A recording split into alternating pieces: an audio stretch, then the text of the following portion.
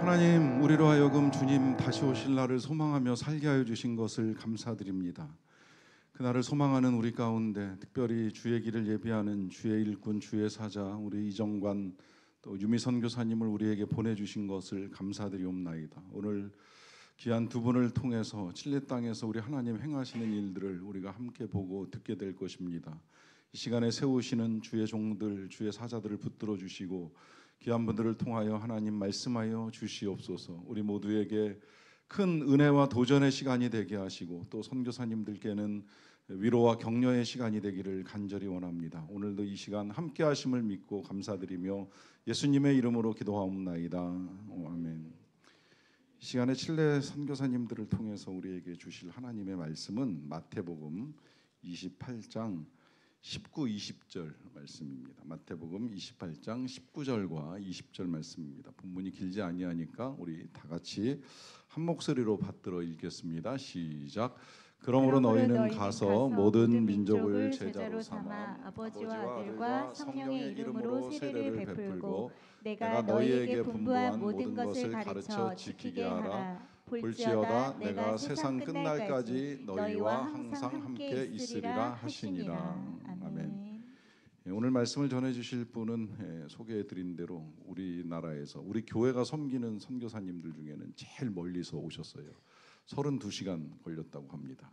가실 때는 55시간 걸려야 가신다고 합니다. 참 먼 길을 오셨는데 말씀 제목은 미션이라고 하는 제목이고요.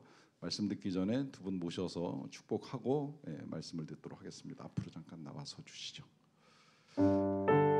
말씀은 두 분이 이제 시간을 나누어서 우리에게 전해 주실 것이고요. 두 분 나와 서시면 우리 성도님들이 손 뻗어 축복하겠습니다. 하나님께서 당신을 향해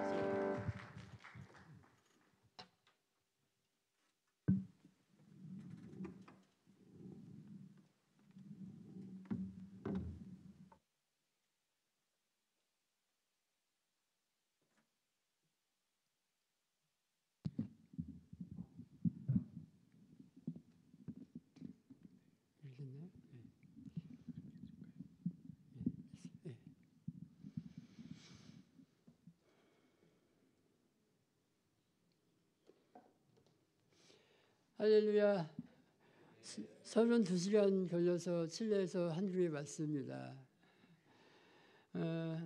제가 한국에 칠레로 떠난 지 이제 11년이 됐는데요. 많은 분들이 저한테 아직까지도 두 가지 질문을 합니다. 선교사님, 왜 칠레에 가셨나요? 두 번째는 선교 사역이 여러 사역들이 있는데 저는 칠레에서 개척을 해서 칠레 사람들을 대상으로 목회를 하고 있습니다. 첫 번째, 왜 칠레에 가셨나요? 하나님이 저한테 주신 미션이죠. 미션. 여러분 인생 가운데 하나님이 주신 미션이 있으신가요? 제가 영어도 잘하지 못하고 제가 나이 먹어서 신대원에 갔습니다. 당연히 스페인어도 못하죠. 근데 어느 날 하나님이 저한테 말씀하셨어요. 창세기 12장 1절 말씀. 네가 내게 지시할 땅으로 가라. 그 지시할 땅이 어디냐? 칠레예요. 하나님, 그곳에 가서 하나님을 위해서 헌신할 사람이 저밖에 없습니까? 저는 나이도 많고 언어도 모르고 라틴 아메리카는 한 번도 여행한 적이 없습니다. 왜 제가 가야 됩니까? 하나님은 응답을 안 하시고 저한테 내가 내게 지시할 땅으로 가라. 제가 청년의 때부터 아무런 하나님한테 받은 은사가 없지만 제일 잘하는 게 있습니다. 뭐냐면은 하나님이 말씀하시면 토달지 않고 질문하지 않고 언제나 예스. 하나님, 제가 하겠습니다. 제가 순종하겠습니다. 칠레에 2012년 11월 달에 저희 두 딸과 저희 아내와 네 식구가 왔습니다. 저는 하나님 앞에 순종했기 때문에 하나님이 모든 것을 다 마련해 주실 거라고 믿었습니다. 근데 하나님은 아무것도 저를 위해서 준비하지 않았습니다. 아무것도. 정말 5년, 6년 동안 정말 사막과 같은 곳에서 정말 힘들게 사역했습니다. 힘들게. 저는 괜찮았지만 저희 두 딸이 다니던 학교를 갔는데 저희는 재정적으로 어려워서 국제학교에 보내지 못했습니다. 근데 저희 두 딸들이 다니던 학교를 가보니까 제가 40만 년 전에 다녔던 서울에 있는 제가 다녔던 고등학교보다 더 시설이 열악한 거예요. 저희 두 딸들이 화장실 가기 싫어서 화장실을 참고 있다가 집에 오면은 화장실부터 왔습니다. 하나님이 저한테 말씀하셨지만 왜 아무것도 준비를 하지 않으셨을까요? 왜 저를 위해서 아무것도 준비를 하지 않으셨을까요? 하나님, 제가 10년을 살아보니까 하나님이 칠레 땅과 저를 위한 계획이 있으셨던 거예요. 왜냐하면 칠레 그 땅에 영적인 아버지가 필요했던 것입니다. 선교사가 필요했던 것이 아니라 목사가 필요했던 것이 아니라 영적인 아버지가 필요했던 거예요. 그 긴 세월 동안 정말 사막 같은 그 광야 같은 시간 동안 하나님은 저를 어떻게 훈련시키셨냐면은 영적인 아버지가 되게 저를 훈련시키신 거예요. 한국에서 7년을 떠날 때는 제가 갖고 있던 믿음이 요만큼뿐이 안 됐지만 제가 시간이 지나면서 그 어려움을 견디면서 제 믿음이 나도 모르게 이만큼 커진 거예요. 여러분 칠레 잘 모르시죠? 한국에서 가장 먼 나라입니다. 아주 긴 나라예요. 긴 나라. 언어는 스페인을 쓰죠. 인구의 반은 백인이에요. 인구의 반은 백인이에요. 종교는 카톨릭 국가예요. 이런 나라에 동양인의 나이도 많고 키도 작고 말도 잘 못하는 이 목사가 가서 교회를 개척한다는 것은 정말 이거는 불가능한 거예요. 근데 제가 왜 할 수 있었을까요? 하나님이 저한테 미션을 주셨기 때문에 하나님이 자기의 자녀들에게 자기에게 순종하는 자에게 미션을 주셨을 때에는 그 사람은 할 수 있는 능력이 있기 때문에 그 미션을 주신 거예요. 제가 한국에서 스페인어 하나도 모른 채 칠레 땅에 갔습니다. 여러분 지금 제 설교를 들어보셔서 아시겠지만 한국말도 한국 설교도 잘 못해요. 근데 저를 하나님이 꽂아 놓으신 거죠. 거기서부터 저는 스페인어를 배우기 시작했습니다. 왜? 그 사람들한테 설교해야 되니까. 설교해야 되니까.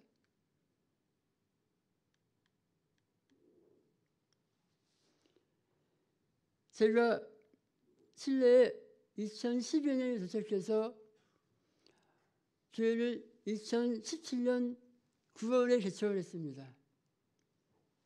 작년에 우리 담임 목사님 뵈러 왔었는데 작년에 팬데믹이 끝나는 시점이었잖아요. 대면 예배를 새로 시작했어요. 근데 주일날 가보니까 15명이 와 있어요. 15명. 하나님한테 기도했어요. 하나님, 이 인원을 바라보면서 저를 실내 땅에 보내셨습니까? 근데 금년에 들어서면서부터 하나님이 어떤 문을 여셨는지 새로운 사람들이 매일매일 오기 시작했습니다. 저희 교회가 간판도 없어요. 저희 교회를 찾으려면 헤매야 돼요. 근데 이 사람들이 1명씩, 5명씩, 10명씩 제가 없는 이 순간에도 매 주일마다 새로운 사람들이 저희 교회에 옵니다. 지금은 80명에서 100명의 인원들이 함께 예배드려요. 여러분 라틴 아메리카는 어떻게 예배드리는지 상상해 보셨나요? 그 열정, 그 뜨거움이 여러분 상상도 못합니다. 많은 선교사님들이, 제 선배 선교사님들이 저한테 질문해요. 선교사님, 다른 사역하지 왜 교회를 개척해서 이렇게 힘들게 사역해?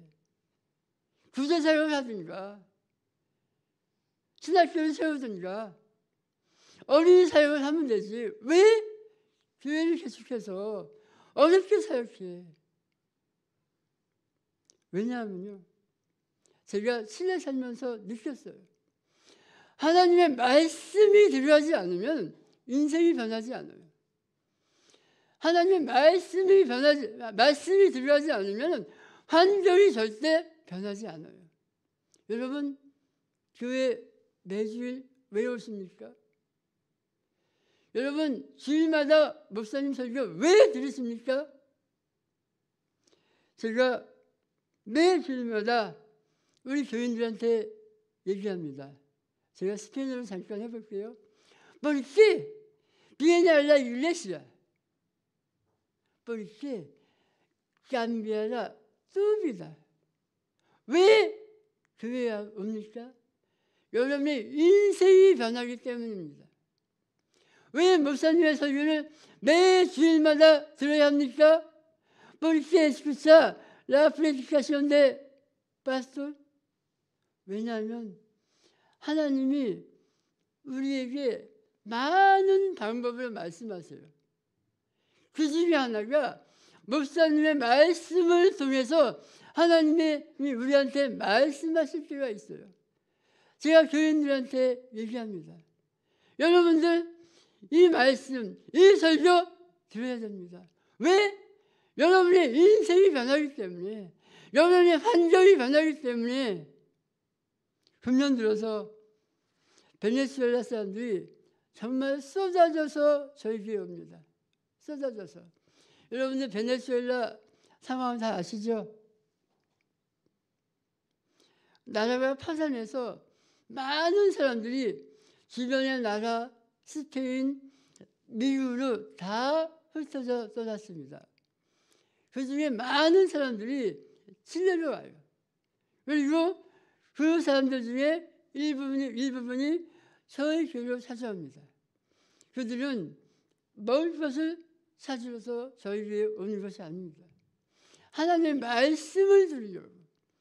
그 사람들이 자기네 나라에서 칠레에 올 때 비행기 타고 온 것이 아니에요. 그들은 난민이에요. 자기 나라에서 칠레에 오기까지 3주의 시간이 걸려요. 20일이. 걸어서 오는 거예요. 근데 그들이 그 21일 동안 견디면서 걸어왔던 그 견디는 게 뭐였냐면 믿음이에요. 하나님을 향한 믿음이 있기 때문에 수위와 많은 어려움들을 견디면서 칠레에 온 거예요. 그리고 칠레에 와서 하나님 말씀이 그리워서 우리 교회로 찾아온 거예요. 제가 그들 향해서 무엇을 해야 될까요? 먼저 말씀을 줘야 되죠. 말씀. 왜? 그들 마음 가운데, 그들 인생 가운데 하나님 말씀이 심어지면은 그들이 타협당해서 그들이 바라는 환경, 바라는 상황이 변하기 때문입니다.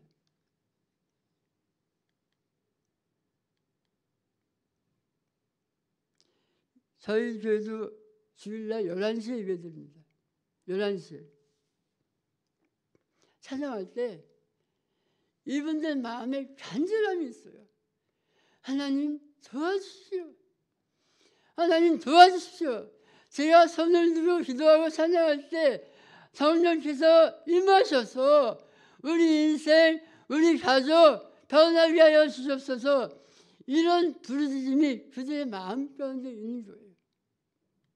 여러분 집에 돌아오셔서 신뢰가 기억나실 때마다 기도해 주세요. 제가 많은 사람들이 오니까요. 재정적으로 더 어려워졌어요. 왜냐하면 저희 교회도 예배가 끝나면은 다과를 먹는데 사람이 많아지니까 다과를 준비하는 돈도 어마어마하게 들어가요. 어마어마하게. 제가 이렇게 주일날마다 설교합니다. 저는 특이하게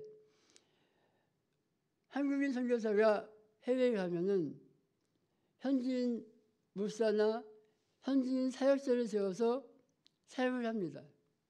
근데 저는 저희 교회 칠레 목사라든가 칠레 사역자 없어요. 제가 제 입으로 설교합니다.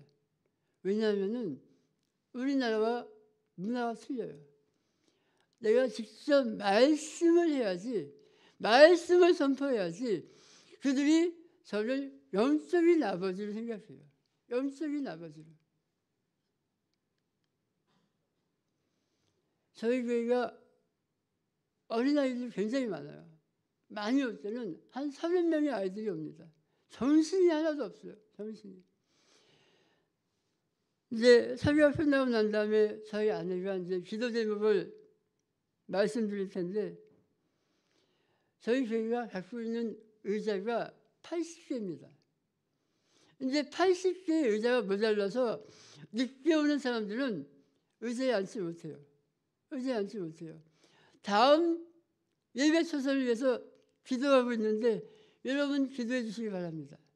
하나님이 저를 통해서 어떤 방향으로 어떤 것을 이끄실지 잘 모르겠지만 여러분 기도해 주셔야 돼요. 저희 딸이 저한테 물어봤어요. 아빠, 왜 이렇게 교인들이 많이 와? 여러분, 이 동영인 목사가 스페인어 한다고 해도 뭐 잘하겠어요? 잘 못합니다. 왜 많이 올까요? 저희 교회 이름이 새로운 시작이에요. 스페인어로 누에보 포미엔소. 왜 저희 교회에 많은 사람들이 올까요? 왜냐하면 그들의 인생 가운데 새로운 시작이 필요한 사람들이 오는 거예요. 아픈 사람. 아픈 사람은 건강한 몸이 필요해요. 이혼한 사람은 다른 행복한 가정이 필요해요. 직장이 잃은 사람은 다시 새로운 직장이 필요해요. 베네수엘라에서 온 사람들은 칠레 땅에서 새로운 시작이 필요해요. 그래서 그 사람들이 물밀듯이 저희 교회에 오는 것입니다. 그래서 저희 교회 날마다 새로운 사람들이 물밀듯이 몰려오는 거예요. 여러분 그 사람들이 정말 하나도 잃어버린 양 되지 않고 은혜 받아서 그들의 인생이 변할 수 있도록 기도해 주시기 바랍니다.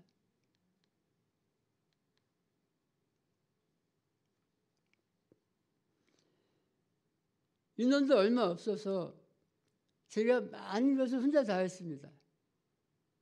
뭐 어린이들 가르칠 선생님도 필요 없었어요. 근데 금년 들어서 아이들도 저렇게 많이 오니까 제가 무엇부터 해야 될지 생각이 나지 않더라고요. 다행히 저희 교인 중에 베네수엘라 교인 중에 자기네 나라에서 유치원 교사를 했던 사람이 저한테 자원했어요. 목사님, 제가 어린이들을 맡아서 해볼게요. 그래서 하고 있습니다.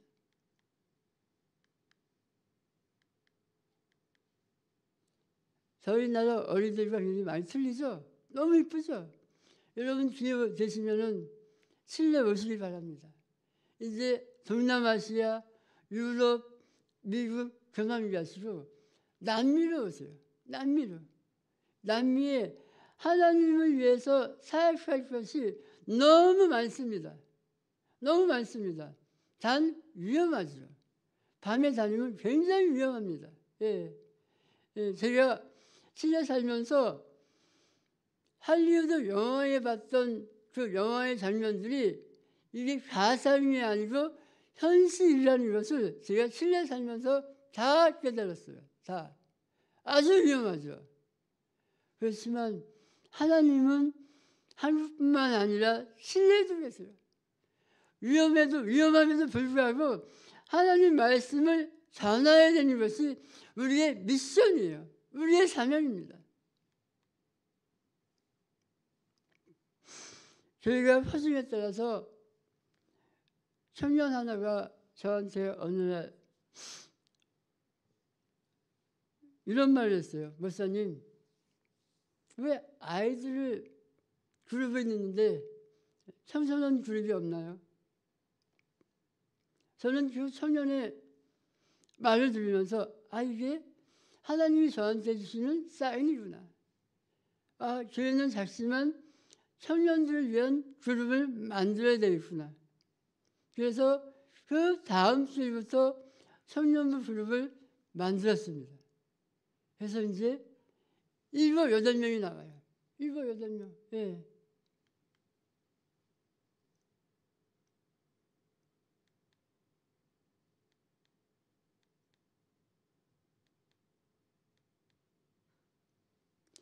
이 사진은 이제 매주 새로운 사람들이 오니까 새로운 사람들에 대한 교육이 필요하겠더라고요. 우리가 어떤지, 저는 동양인인데 언제 실내에 왔는지 설명해야 되잖아요. 그래서 만들었습니다. 제가 말씀드렸지만 저희 교인 중에 대부분이 난민이에요. 예, 제가 원래는 이 남미에는 문화가, 실내에는 문화가 목사가 교인들 집에 신방을 가지 않습니다. 근데 저는 한국인 목사이기 때문에 교인들이 새로 나오면은 다 집에 가봐요. 근데 그 환경이 말로 표현할 수가 없어요. 그래서 제가 빈손으로 가지 아니하고 이렇게 음식물을 싸서 그들한테 가져갑니다. 여기 판교 소망교에서 저희한테 도와주시는 헌금을 통해서 이들한테 이렇게 전하고 있습니다.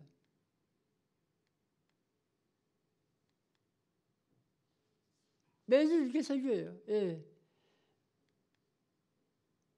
저희 아내가 이제 여자들 모임을 만들어서 이렇게 모임을 하고 있습니다. 금년에는 어떤 일이 있었냐면은 저희 교회가 날마다 교인들이 많아지니까 소문을 들었나 봐요. 이 사람이 어떤 사람이냐면은 그 지역에 내년에 있을 선교에 나올 우리나라로 말하자면 구청장 후보예요. 구청장 후보가 저희 교회 인사를 온 거예요.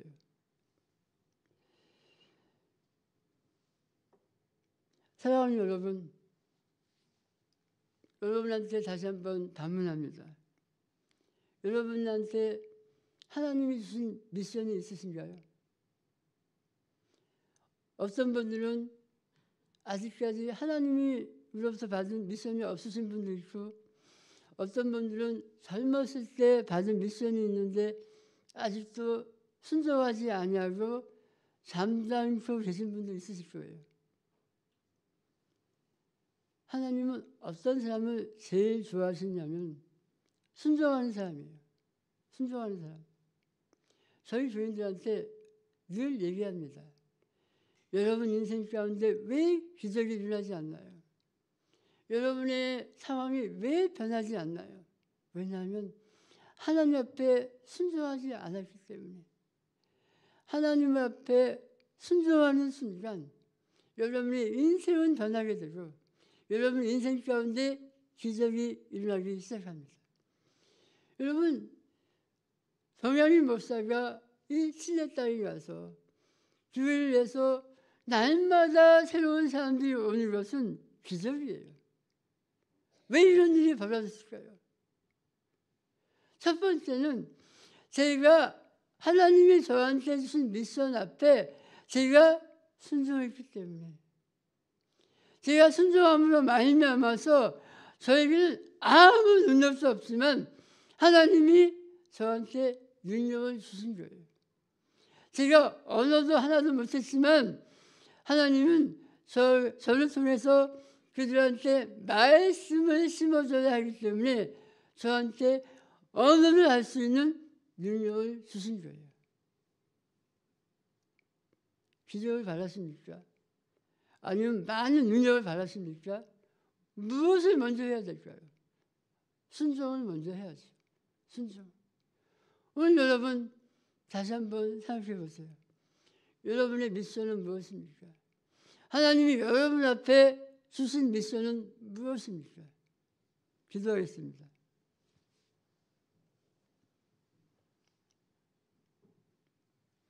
사랑의 아버지 하나님, 오늘도 우리가 하나님의 자녀임을 선포합니다. 하나님의 자녀이기 때문에 우리에게 믿음이 있고 능력이 있으며 우리의 삶 가운데 많은 어려움이 있을지라도 능히 이길 수 있는 힘이 있음을 선포합니다. 하나님, 오늘도 이 예배 가운데 오신 주님의 종들과 주님의 자녀들에게 하나님의 한없는 축복을 허락하여 주시옵소서. 이들의 인생 가운데 하나님께서 개입하여 주셔서 하나님의 자녀가 어떻게 사는지 남들에게 본이 되게 하여 주시옵소서. 아버지, 이들의 머리부터 발끝까지 성령께서 함께하여 주셔서 하나님의 자녀로서 큰 축복된 삶을 살게 하여 주시옵소서. 예수님의 이름으로 기도했습니다. 아멘. 제 이어서 저희 아내가 와서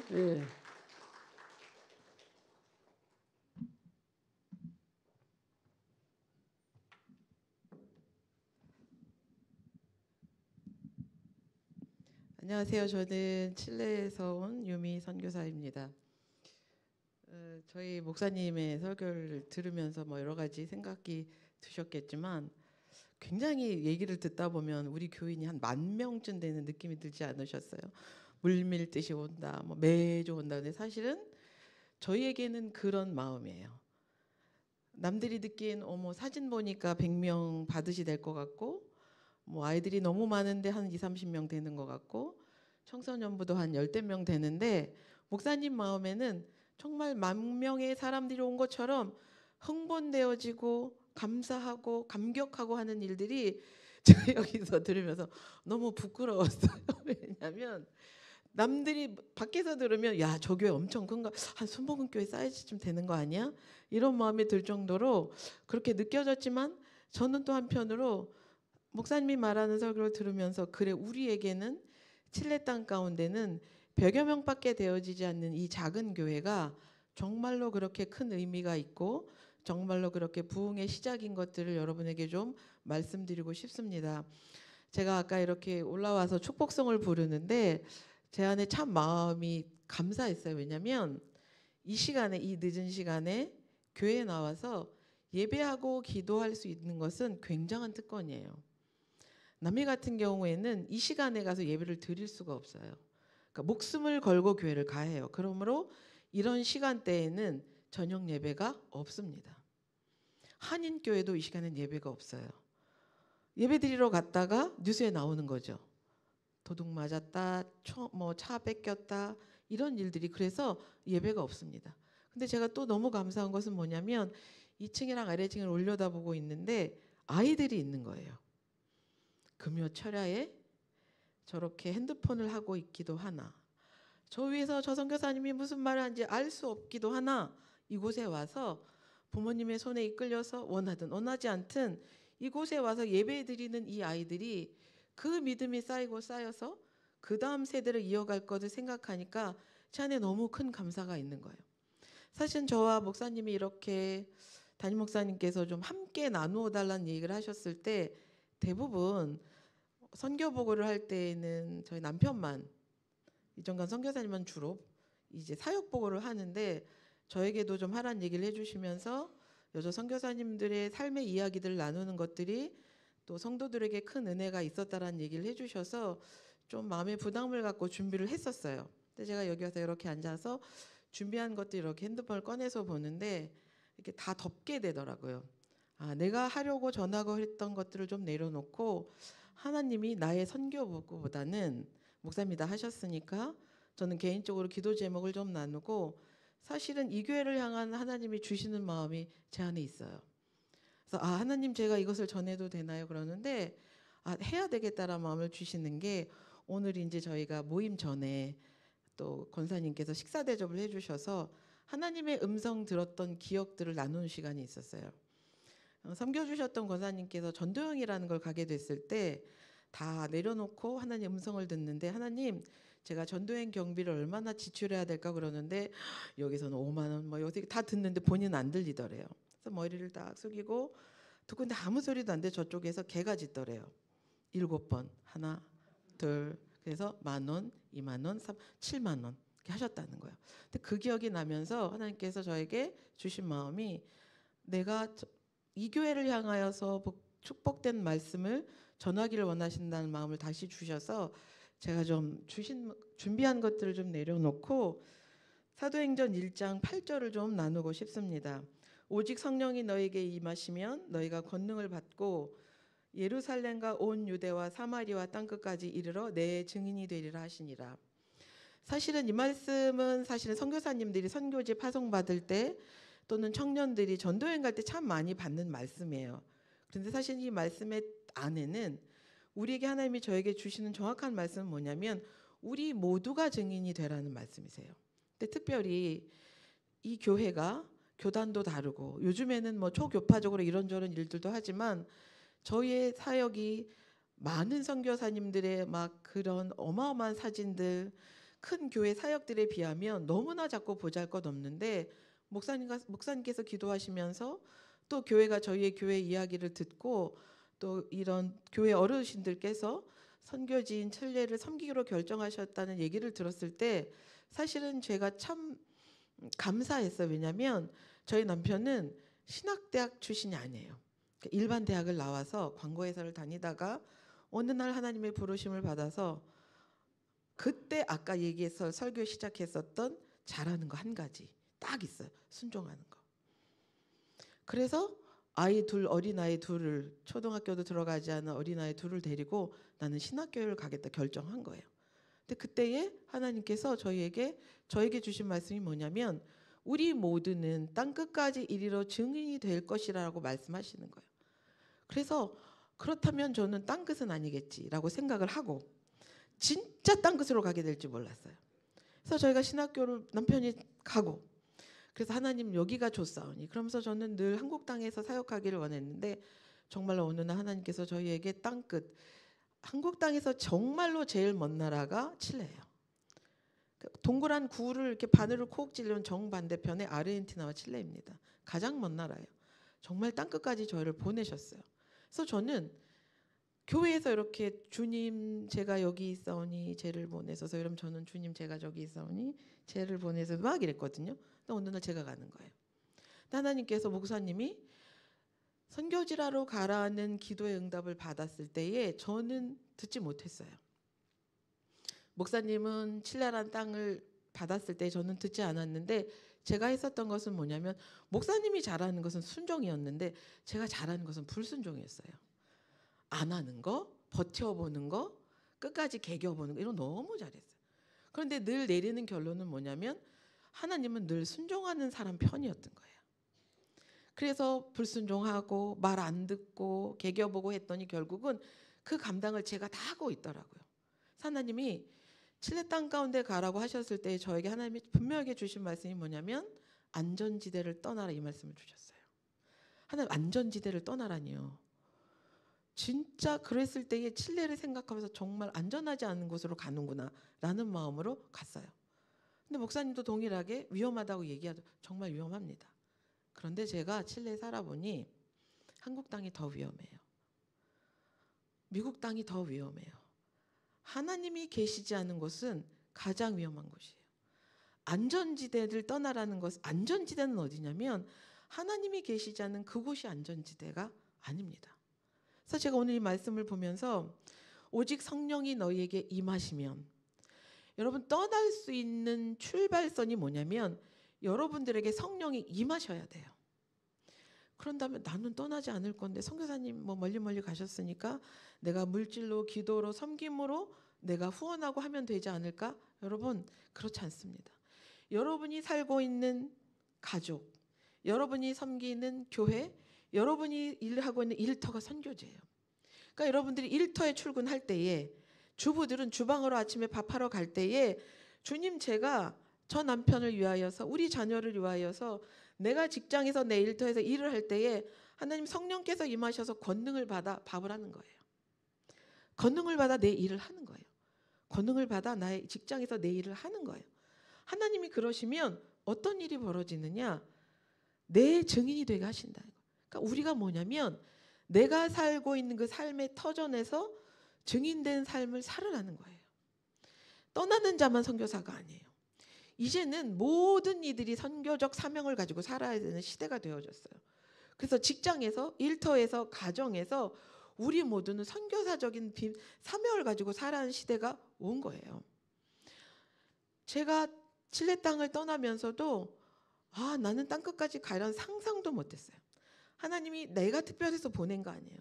우리 목사님 지금 말하는 거 들어보셨잖아요. 한국어 발음 어눌하죠? 스페인어 발음 더 어눌합니다.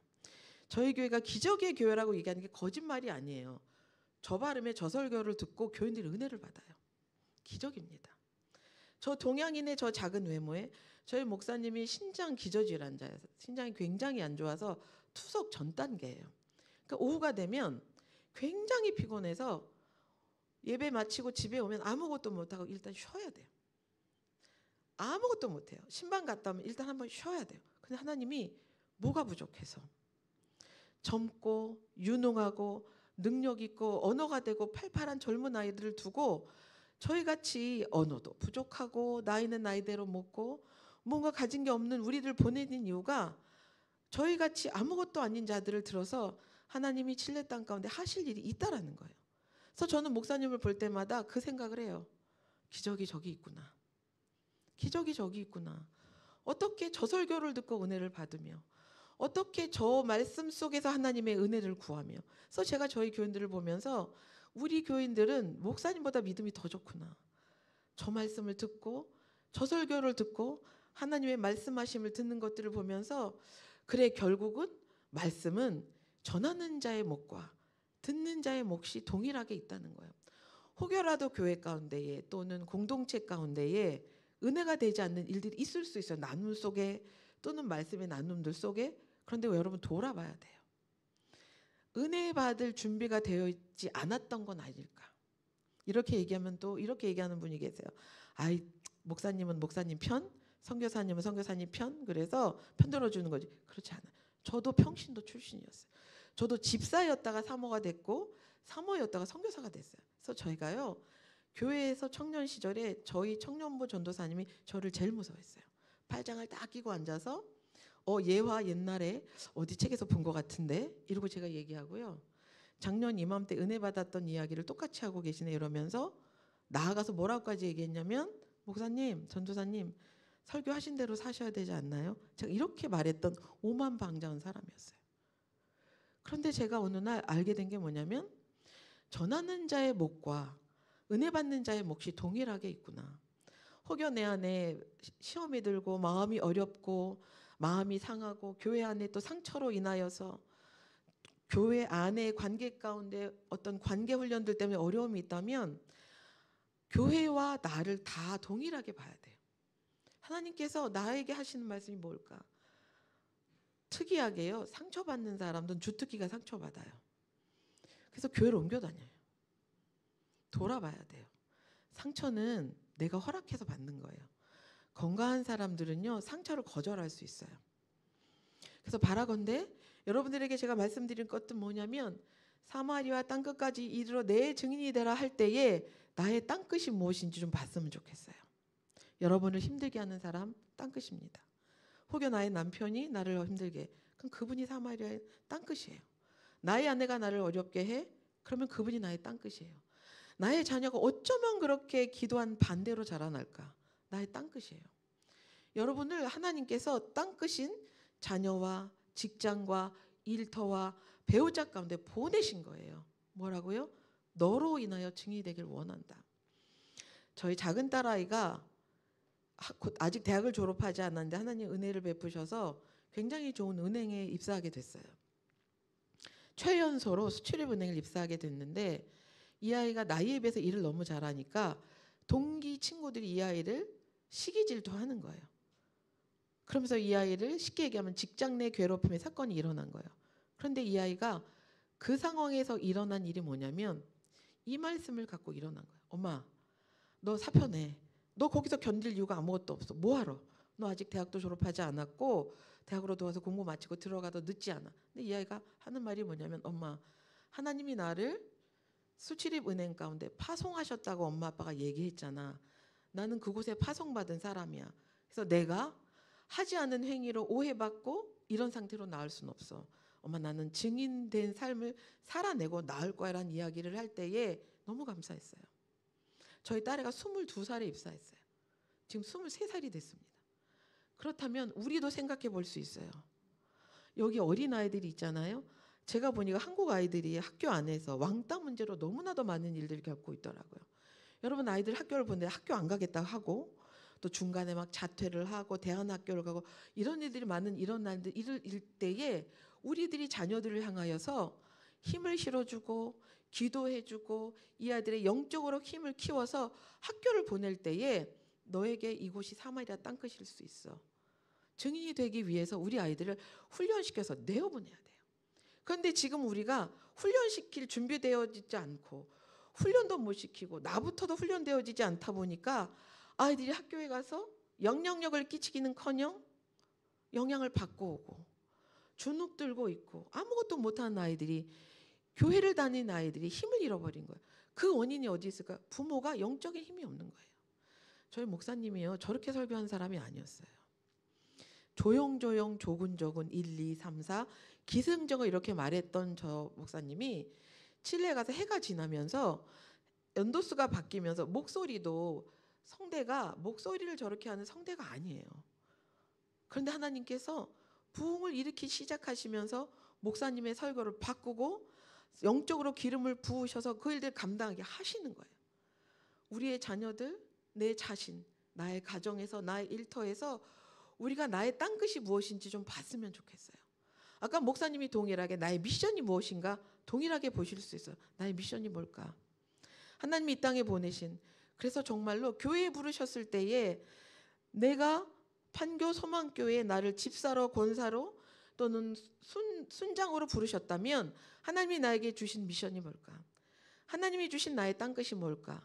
땅끝을 비난하고 비판하고 보는 것이 아니라 내가 성령을 힘입는다면 땅끝에 가서 그 일들을 감당할 수 있으세요.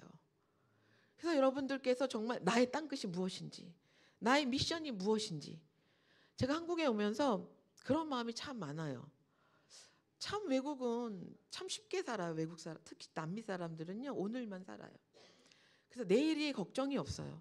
그래서 사실은 굉장히 무질서하고 게으르고 나태하기 때문에 쉽게 얘기하면 세상 행복해요. 미래에 대한 걱정도 없으니까 뭐 오늘을 열심히 이겨낼 뭐가 없어요. 그러니까 너무 행복해요. 한국에 와서 보니까 너무 치열해요. 그리고 너무 행복하지 않아. 교회 와서도 늘 기도 제목이 산적해 있어서 늘 하나님과 하는 게 뭐냐면 내 기도를 언제 응답해 주실까? 언제쯤 대답해 주실까? 언제쯤 내 기도 가운데 응답해? 이것들이 늘 나에게 숙제인 거예요. 근데 저희 교인들은 그렇게 기도하지 않아요. 일단 오면 손부터 올라갑니다. 그리고 어때요? 정말 다윗처럼 옷이 벗겨지면서 춤을 추며 노래하고 찬양합니다. 그리고 은혜를 감격스럽게 예배를 드려요. 그리고 나서 문을 닫고 나가는 순간 어때요? 삶의 현장으로 그대로 돌아갑니다. 전혀 변하지 않아요. 저는 그래서 여러분들 축복하고 격려하고 싶은 게 뭐냐면 하나님이 한국 땅 가운데에 저희 같은 선교사를 파송할 수 있도록 하나님이 교회를 축복하시고 하나님의 경제적인 것들이 한국 땅을 경제력으로 축복하시고 부흥을 일으키셨고 이제 그 부흥의 때를 지나서 문화라는 이름으로 한류라는 이름으로 하나님이 축복하시기 시작했어요. 이럴 때에 선교사들이 또는 여러분의 땅끝에 사마리아에 나가서 열방으로 나갈 수 있는 그 일을 감당하기 위해서는 우리의 교회가 영적으로 더 힘을 가질 필요가 있어요. 그러기 위해서는 정말 소망이 보세요. 막 선교사님 쳐다보면서 저분 나 아까 핸드폰 갖고 얘기했는데 막 레이저 쏘면서 막 열심히 듣는 척하잖아. 뭔 소리인지 하나도 모르지만 중요해요. 왜냐하면 쌓여요. 엄마를 따라 예배 자리에 그냥 앉아 있는 게요. 지나고 나면 기억에 있어요.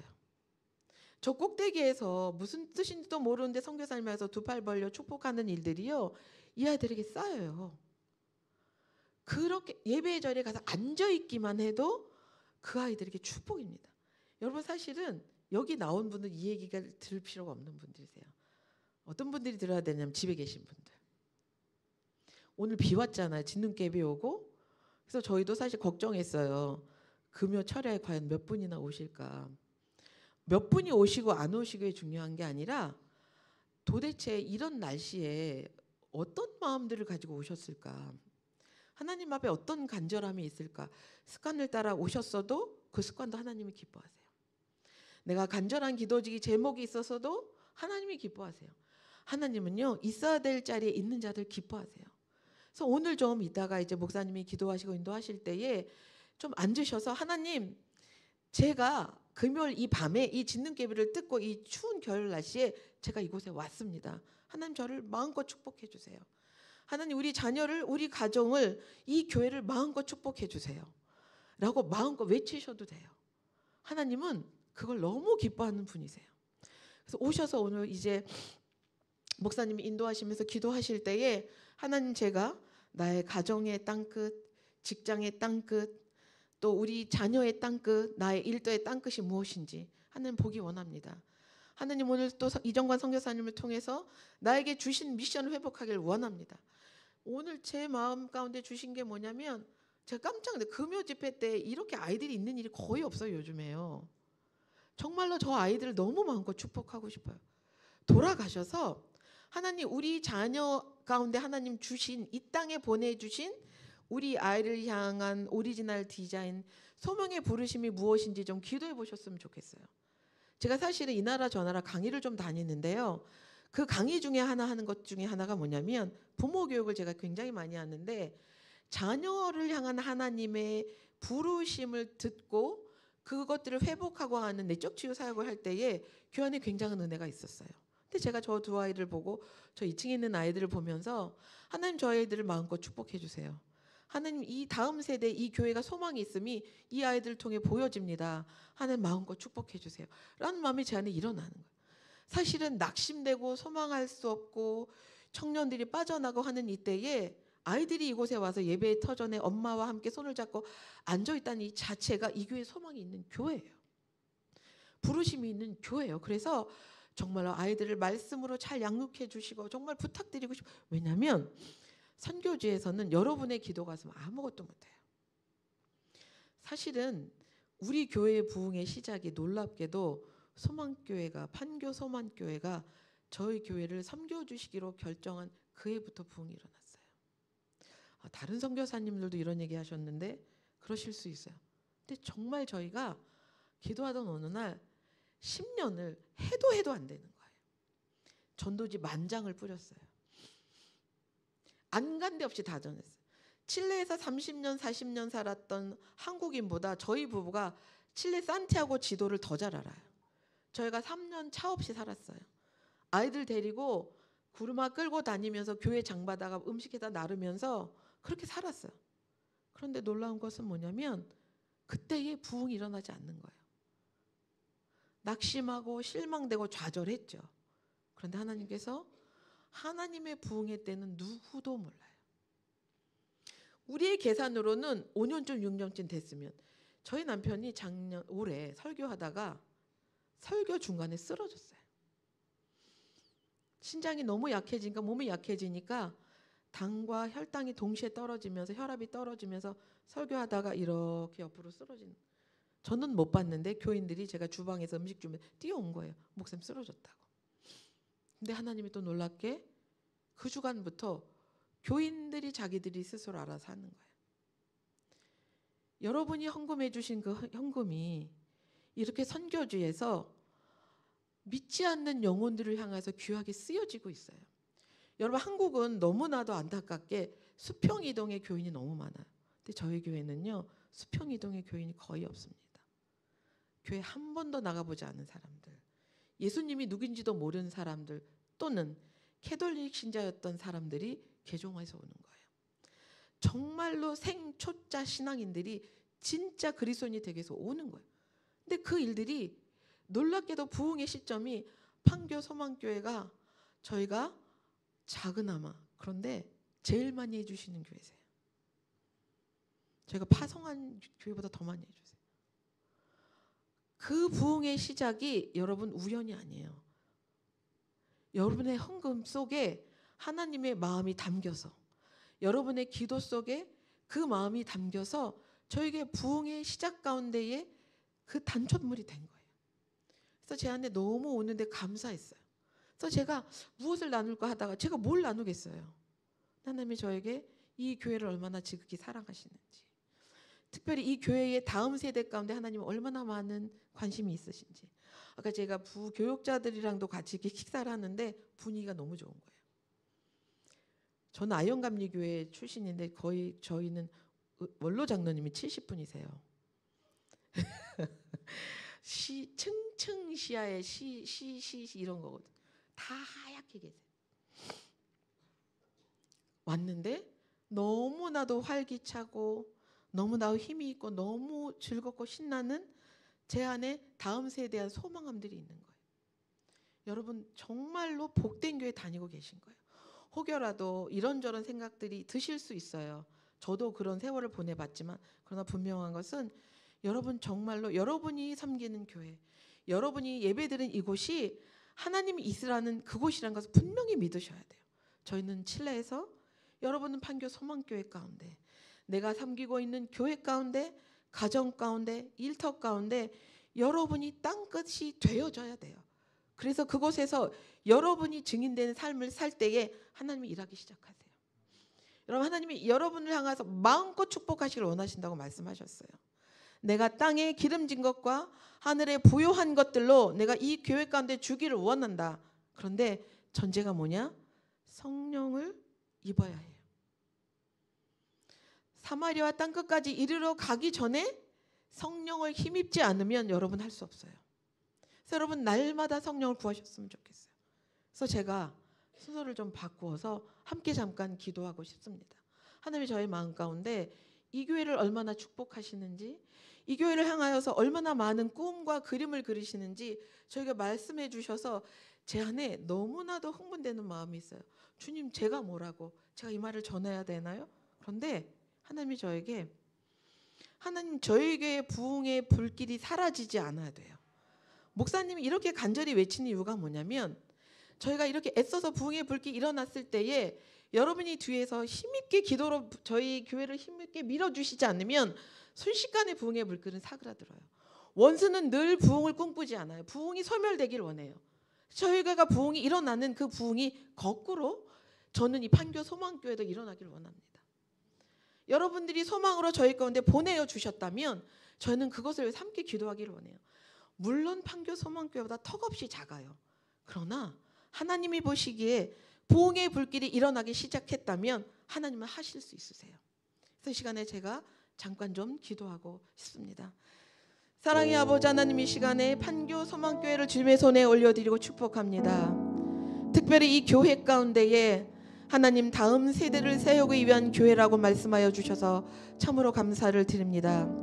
하나님의 꿈이 있는 교회, 하나님 소망이 있는 교회라고 말씀하여 주셔서 이 교회를 소망교회라고 이름 붙여주셔서 감사를 드립니다. 하나님, 우리 가운데에 하나님 꿈을 취하는 자에게 내가 그 땅을 주겠노라고 말씀하셨사오니 하나님, 이 시간 가운데에 이곳에 모이는 각 사람들 가운데에 하나님 미션을 회복시켜 주시고 소망을 회복시켜 주시고 꿈을 회복시켜 주시옵소서. 하나님, 무엇보다도 사랑하는 이 교회의 식구들 가운데에 하나님 다음 세대를 섬길 만한 믿음의 어른들이 일어나게 하여 주시옵소서. 믿음의 어른들을 훈련시켜 주시옵소서.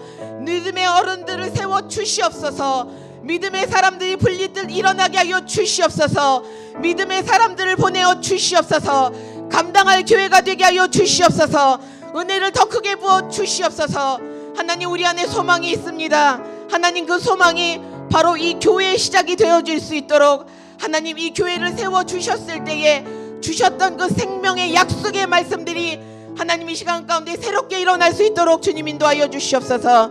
하나님, 오늘 예배 가운데에 어린아이부터 청년부터 청장년에 이르기까지 장년에 이르기까지 하나님, 너희는 꿈을 꾸라고 말씀하여 주셔서 감사를 드립니다. 하나님, 우리 가운데 미션을 말씀하여 주셔서 감사를 드립니다.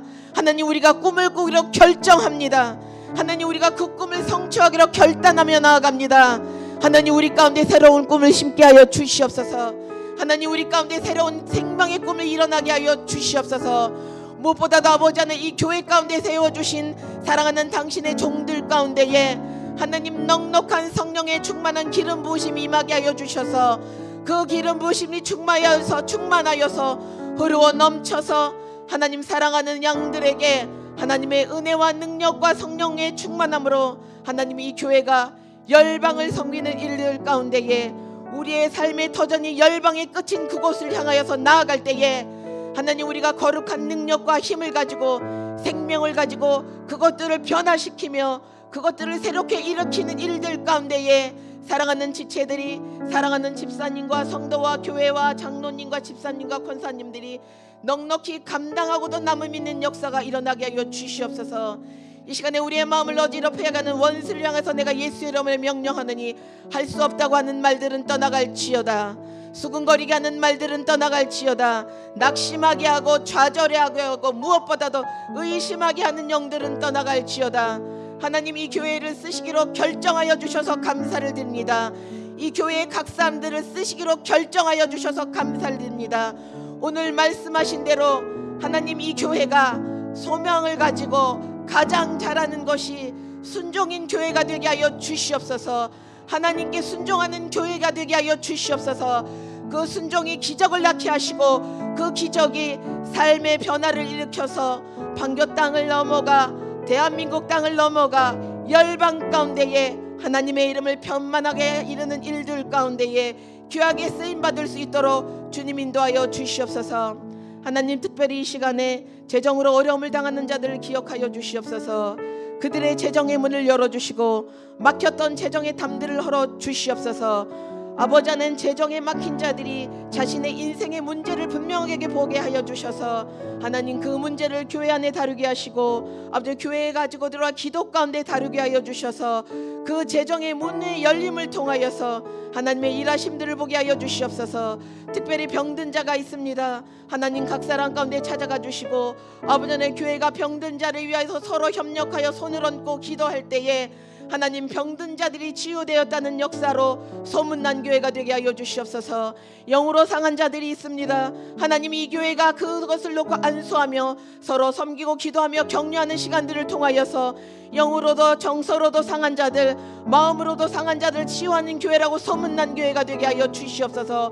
무엇보다도 이 교회가 다음 세대를 세워가는 데에 가장 뛰어난 교회가 되게 하여 주시옵소서. 다음 세대를 섬기는 데에 능력 있는 교회라고 소문나게 하여 주시옵소서. 하나님, 이 교회를 주님의 이름으로 축복합니다. 하나님, 예수의 이름으로 축복합니다. 넉넉히 하늘에 부여한 것들과 땅에 기름진 것들로 이 교회를 축복하여 주시옵소서. 믿음으로 순종하는 모든 이들에게, 하나님 때를 기다리는 모든 이들에게 하나님 예비하신 그 모든 것들로 하나님 은혜를 베풀어 주시옵소서. 하나님, 저희는 말씀을 전하고 떠나지만 하나님 여전히 동일하게 이 땅끝과 저 땅끝에서 하나님 날마다 우리가 서로 기도 가운데 기억할 것입니다. 하나님, 기도 가운데 기억하는 저희가 하나님의 이루심의 소명들을 보아가며 하나님의 소망을 꿈꾸며 마침내 하나님의 이루심들을 간증하며 서로를 축복하는 날들이 또 날마다 계속되어질 수 있도록 주님 역사하여 주시옵소서. 모든 은혜를 감사드리며 예수님의 이름으로 기도드렸습니다.